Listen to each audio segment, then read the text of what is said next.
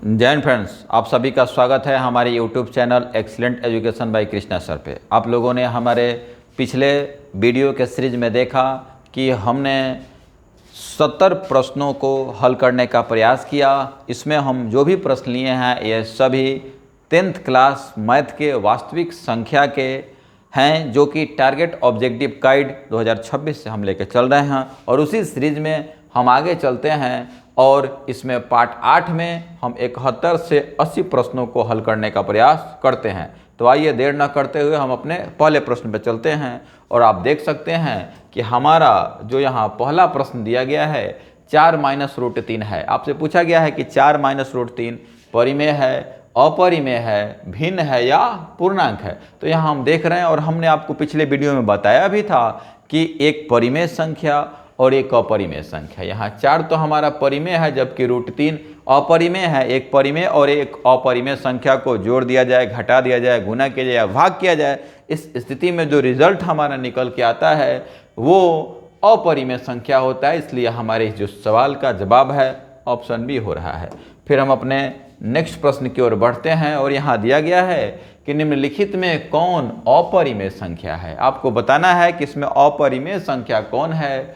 और अपरिमेय का मतलब होता है कि जो रूट से बाहर ना निकले। तो हम यहाँ देख रहे हैं कि जो हमारा 64 और जो 36 है, तो इसे 36 को हम 6 गुने 6 और 64 को 8 गुने 8 लिख दें, तो इसमें से एक 6 और एक 8 बाहर आ जाता है। इस प्रकार हमारा ये परिमेय संख्या बन जाता है। और यहाँ भी यदि हम देखें तो इस 1 को हम चाहें तो 1 गुने 1, 81 को चाहें तो 9 गुने 9 लिख सकते हैं। इस प्रकार 1/9 भी निकल जाता है, ये भी परिमेय संख्या हो जाता है।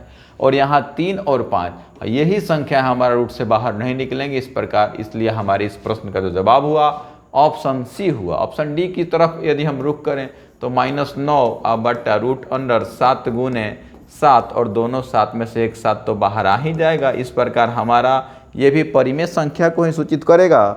और हमारा जो इस सवाल का जो जवाब है ऑप्शन सी हो रहा है। फिर हम अपने नेक्स्ट प्रश्न की ओर बढ़ते हैं और हमारा जो नेक्स्ट प्रश्न दिया गया है कि निम्नलिखित में कौन सी अभाज्य संख्या है, यानी अभाज्य संख्या। और हमने आपको अभाज्य संख्या के बारे में बताया था कि वैसी संख्या जिसके केवल और केवल 2 गुणनखंड होते हैं, जिसमें एक 1 होता है और दूसरा वह संख्या खुद होती है। तो आप देख रहे हैं कि जो यहाँ 6 दिया गया है, इस 6 में 2 से भी भाग लग सकता है, 3 से भी लग सकता है, 1 से भी लगेगा और 6 से भी लगेगा। तो ये तो अभाज्य होगी नहीं, ये तो भाज्य हो जाएगी। 9 में भी हम देख रहे हैं तो 1 भी लगाएगा, 3 भी लगाएगा और 9 भी लगाएगा। इस प्रकार हमारा 9 भी भाज्य ही संख्या है। 15 में भी हम देख रहे हैं तो 3 से भी कटेगा, 5 से भी कटेगा, 1 से भी कटेगा और 15 से भी कटेगा। इस प्रकार हमारा ये भी भाज्य संख्या। और एक 11 ही ऐसी संख्या है जो 1 से भी कटेगा और 11 से ही कटेगा। इसलिए हमारा इस सवाल का जो जवाब हुआ ऑप्शन डी हो गया कि अभाज्य संख्या कौन है, तो 11 है। फिर हम बढ़ते हैं अपने नेक्स्ट प्रश्न की ओर। और हमारा जो नेक्स्ट प्रश्न दिया गया है कि 2 परिमेय संख्याओं के बीच कितनी परिमेय संख्याएं हो सकती है। हमने आपको पिछले वीडियो में भी बताया कि 2 परिमेय संख्याओं के बीच जब भी कहीं सवाल आ जाए तो अनंत अपरिमेय संख्याएं होती हैं। इसी सीरीज के हमें लगता है कि वीडियो 2 या 3 में आप देखिएगा तो इसके जवाब को हमने बहुत अच्छे तरीके से बताया है।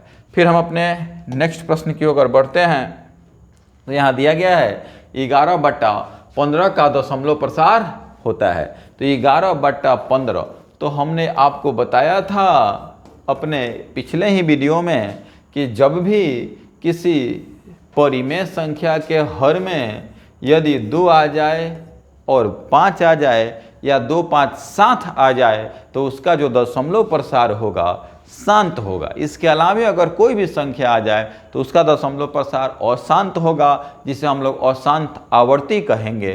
तो यहाँ हम देख रहे हैं कि 3 तो एक एक्स्ट्रा आया है। यदि केवल 5 होता, मानते हैं कि अगर ये 3 नहीं होता, केवल 5 होता तो ये शांत होता, लेकिन यहाँ 3 है इसलिए ये अशांत होगा। और अशांत में ये अशांत आवर्ती होगा। तो यदि चूंकि यहाँ पे तो शांत और अशांति दिया गया, इसलिए यहाँ पर हमारा ऑप्शन बी इसका सही जवाब हो रहा है। फिर हम अपने नेक्स्ट प्रश्न की ओर बढ़ते हैं और हमारा जो नेक्स्ट प्रश्न दिया गया है कि निम्नलिखित में कौन अपरिमेय संख्या है, यानी आपको बताना है अपरिमेय संख्या के बारे में। और हम आपको बताते आ रहे हैं कि जो हमारा अपरिमेय संख्या होता है वो रूट से बाहर नहीं निकलता है, जबकि परिमेय संख्या रूट से बाहर निकल जाता है। तो आइए हम देखते हैं कि यदि इस 64/36, तो 64 को हम लोग 8 गुने 8 और 36 को 6 गुने 6, इस प्रकार हमारा 8/6 तो बाहर ही निकल गया, तो ये तो परिमेय हो गया। फिर यदि हम इसका बात करें तो इस 81 को भी हम 9 गुने 9 लिख सकते हैं, इस प्रकार हमारा 9 बाहर निकल गया, ये भी परिमेय हो गया। और यहाँ 2.5 है, तो इससे पहले यदि हम इसका जिक्र कर लें तो यदि इसे हम देखें तो 49 को भी हम 7 गुने 7, 9 को 3 गुने 3, इस प्रकार हम देखते हैं 7/3, ये भी तो परिमेय हुआ। इसलिए हमारे इस सवाल का जो सही जवाब ऑप्शन सी है, लेकिन फिर भी इसे हम हल करके देखते हैं।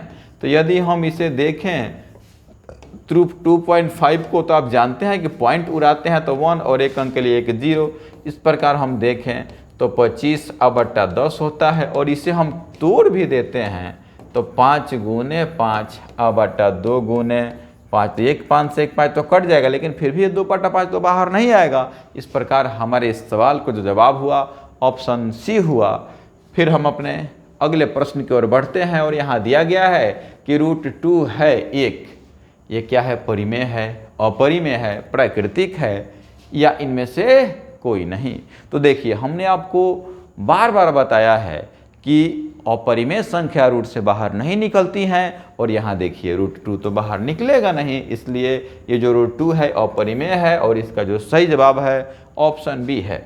फिर हम अपने नेक्स्ट प्रश्न का बात करते हैं और यहाँ दिया गया है 2 या 2 से अधिक अभाज्य संख्याओं का मौसा आपको बताना है, यानी 2 या 2 से अधिक जो अभाज्य संख्या है उनका मौसा आपको बताना है।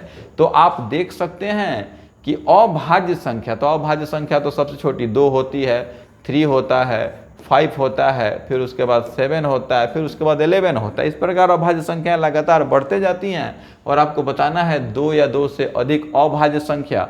यदि हम 2 और 3 का बात करें और इनका मौसा निकालें तो 3 में अगर 2 से भाग लगाएं तो 2 एकम 2, फिर यहाँ आ जाता है 1, फिर यहाँ 2 आ जाता है, तो 2 मरतबा कट ही जाता है।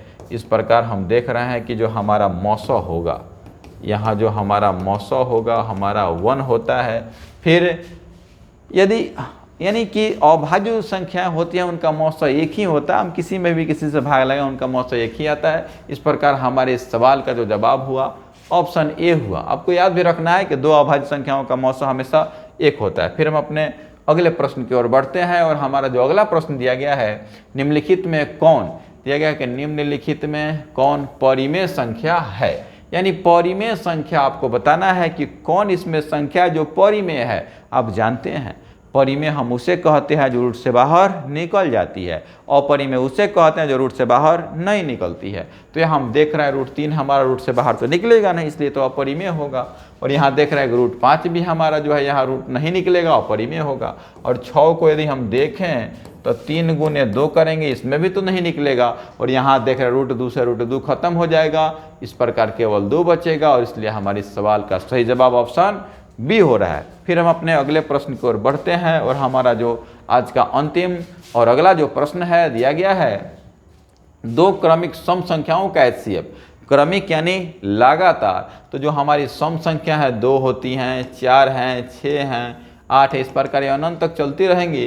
तो 2 क्रमिक सम संख्या यदि हम 2 ले लें और 4 ले लें और इनका HCF निकालें, तो इनका HCF यदि हम 2 से, तो 2 2 का 4 यानी कट जा रहा है। इस प्रकार हमारा जो HCF होगा 2 होगा। यदि हम मानते हैं कि किसी और ले लें, अगर मान लीजिए 4 और 6 ले लेते हैं, तो 4 और 6 का अगर हम बात करते हैं तो 4 से यानी यहाँ 8 नहीं, चूँकि लगातार ही लेना इसलिए 8 तो ले नहीं सकते हैं, 6 ले लेंगे। तो 4 से हम 6 में भाग लगाते हैं तो 1 मरतबे कटता है, तो यहाँ 2 आता है, और फिर यहाँ 4 आ गया तो 2 2 का 4। इस प्रकार हमारा यानी हर स्थिति में 2 क्रमिक संख्याओं का जो HCF होगा वो 2 होगा। यानी हम अपने इस सीरीज में 80 प्रश्नों का हल कर चुके हैं और इसका आप लाभ लेते रहिए। तब तक के लिए हम मिलते हैं और प्रश्नों के साथ अपने अगले वीडियो में। जय हिंद।